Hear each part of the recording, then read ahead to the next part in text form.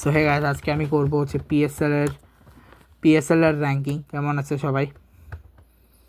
7 তারিখে একটা ব্লগে স্বাগতম। আজকে আমি পিএসএল এর র্যাঙ্কিং করতে চলেছি। পিএসএল এর প্রতি দলের স্কোয়াডস রেটিং অ্যান্ড র্যাঙ্কিং। ফার্স্টে ইসলামাবাদের ব্যাটিং। আমি এখানে ক্ষেত্রে কী করব, আগামী বইটি ইসলামাবাদের ব্যাটার্সদের মধ্যে আমি কী হিসেবে দিচ্ছি, শুধুমাত্র সামির বিন নাস, মার্ক চ্যাপম্যান এই দুজন ব্যাটসম্যানের জন্যই আমি 10-এর মধ্যে 9 দিচ্ছি। অলরাউন্ডারদের মধ্যে যেহেতু ডিপেন্ডার রয়েছেন এবং ক্রিস গিল রয়েছেন, তার জন্য আমি দিচ্ছি 10-এর মধ্যে 6। উইকেট কিপারদের মধ্যে কনভের জন্যই আমি শুধুমাত্র 9 দিচ্ছি। আর বোলারদের মধ্যে ভালো ভালো দুজন বোলার থাকার জন্যে আমি 7 দিচ্ছি। টোটাল মিলে আমি 8.5 দেবো ইসলামাবাদ ইউনাইটেডের টিমটাকে। করাচি কিংসের যে টিম, সেখানের যে ব্যাটিং টিম, সেই ব্যাটিং টিমটাকে আমার তরফ থেকে শুধু ডেভিড ওয়ার্নের জন্য আমি ডেভিড ওয়ার্নের জন্য, রেজা হ্যান্ড্রিক্সের জন্য, মোহাম্মদ ওয়াসিমের জন্য আমি 10/10 দিচ্ছি। অলরাউন্ডার র্যাঙ্কিং আমি মঈন আলী, কুশদিল শাহ, শাহিদ আজিজ, সালমান আলী আগা, 4 জন অলরাউন্ডার রয়েছে। শুধুমাত্র মঈন আলীর জন্য আমি 9 দিচ্ছি। উইকেট কিপার র্যাঙ্কিং ও আজম খান রয়েছে, 7 ব্যাগ রয়েছে, কিন্তু তাও আমি 6-এ বেশি দিতে হচ্ছে। বোলারদের মধ্যেও অ্যাডাম জাম্পার জন্য শুধু একটু বেশি পাবে। অ্যাডাম জাম্পার যেহেতু রয়েছে, তার জন্য তারা 10-এর মধ্যে 7.755 আউট অফ 10 পাবে। ঠিক আছে, এরপর আছে লাহোর কলান্ডার্স। ঠিক আছে, লাহোর কলান্ডার্সে ইমন ছিল, যে ইমনের জায়গায় বর্তমানে ইমনকে পরে রিপ্লেস করা হয়েছে, আর মুস্তাফিজুর রহমান ছিল। শুরুতে এই দুজনের জন্য আমি পুরো টিমটাকে দেবো 10/9।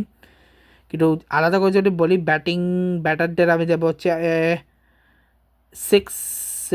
অলরাউন্ডারের জন্য আমি 10 দিতে পারি, কারণ তিনজনই দুর্দান্ত অলরাউন্ডার। উইকেট কিপারে যেহেতু ইমন দারুণ ব্যাটার, তার জন্যই আমি 5-7 দিতে পারি। বোলারদের মুস্তাফিজুর রহমানের জন্যই আমি একটু টিমটা চেঞ্জ করছি, 9 দিচ্ছি আমি পুরো লাহোরকে।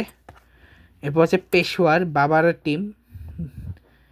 শুধু তামিমকে যদিও খেলায়নি, তাও আমি ওটা ব্যাটিংকে 9 দিলাম। অলরাউন্ডারের ব্রায়ান বেনার্ড রয়েছেন, তার জন্য আমি দিচ্ছি, যেহেতু মাইকেল ব্রাসওয়েল, ব্রায়ান বেনার্ড এবং অ্যারন হার্ডি রয়েছেন, তার জন্য আমি টাইম বাড়িয়ে দিচ্ছি, তার জন্য আমি 10-এর মধ্যে 9 দিচ্ছি। উইকেট কিপারে কুশাল মেন্ডিস থাকার জন্যই আমি 9 দিচ্ছি, এবং বোলারের মধ্যে নাইট রানা সৈফুল ইসলাম থাকার জন্য আমি 9 দিচ্ছি। মানে অল টুগেদার মিলে আমি 9 দেবো পেশার জলমিকে। এরপর হচ্ছে কোয়াটা গ্ল্যাডিয়েটার্স, যেখানে শুধুমাত্র রুশের জন্য আমি 8 দিচ্ছি। অলরাউন্ডারে তেমন কোনো অলরাউন্ডার নেই, তো আমি 6 দিই। উইকেট কিপারে যেহেতু ব্যান ম্যাকডারমেটের মতো একজন প্লেয়ার রয়েছেন, খাজানা ব্যান ম্যাকডারমেট রয়েছেন, তার জন্য আমি 9 দিচ্ছি। আর ওদিকে বলারদের মধ্যে শুধু আলজারি জোসেফের জন্যই আমি 8 দিচ্ছি। অলটুগেদার আমি 6.5, অলটুগেদার আমি কোয়াটা গ্ল্যাডিয়েটার্সকে দেবো 6.5। হায়দ্রাবাদ কিংসম্যান, যেখানে আমি ওদের ব্যাটিং টিমকে শুধু লাভসানের জন্যই একটু বাড়িয়ে দিচ্ছি, 9 দিচ্ছি। অলরাউন্ডারে যারা আছে তারা খুব একটা ভালো না। মাসার হালকা ভালো, স্যামের হালকা ভালো, বাট রিসেন্টলি তাদের ফর্ম ম্যাক্সওয়েল যতই ভালো খেলুক, আমি অলরাউন্ডার র্যাঙ্কিংয়ে মোটামুটি 6-এ বেশি দিতে পারছি না ওটা অলরাউন্ডার টিমকে। উইকেট কিপারে প্যারারা রয়েছেন, দুর্দান্ত একজন ব্যাটসম্যান, তার জন্য আমি দিচ্ছি 9। বোলারের মধ্যে থিকসানা এবং ম্যারেডিটের মধ্যে 2 জন বোলার রয়েছেন, তার জন্য আমি দিচ্ছি 7। তো অলটুগেদার আমি 9.5 দিতে পারি হায়দ্রাবাদ কিংসম্যানকে। রাওয়ালপিন্ডি পিন্ডিজের আগেই বলেছি, বলারের যেটা রিশাদ হাসান রয়েছে, তার জন্য আমি এটাকে 8 দিতে পারি ওটা বলারকে। এবং উইকেট কিপার হিসেবে বিলিংসের মতো প্লেয়ার রয়েছেন, তার জন্য আমি 7 দিতে পারি। অলরাউন্ডার র্যাঙ্কিংয়ে আমি ম্যাকনির জন্যই শুধুমাত্র 8 দিচ্ছি। আর ব্যাটারে শুধু খাজা রয়েছেন, উসমান খাজা, যিনি আমার ফেভারিট একজন অস্ট্রেলিয়ান ব্যাটসম্যান, তার জন্য আমি 10/10 দিচ্ছি। পুরো স্কোয়াডকে আমি দেবো 10/9.5। এবার আসে মুলতান সুলতানস, যেখানে রয়েছে সাহিবজাদা ফারহান, স্টিভেন স্মিথ। ভাই আমার অন্যতম ফেভারিট প্লেয়ারদের একজন স্টিভেন স্মিথ।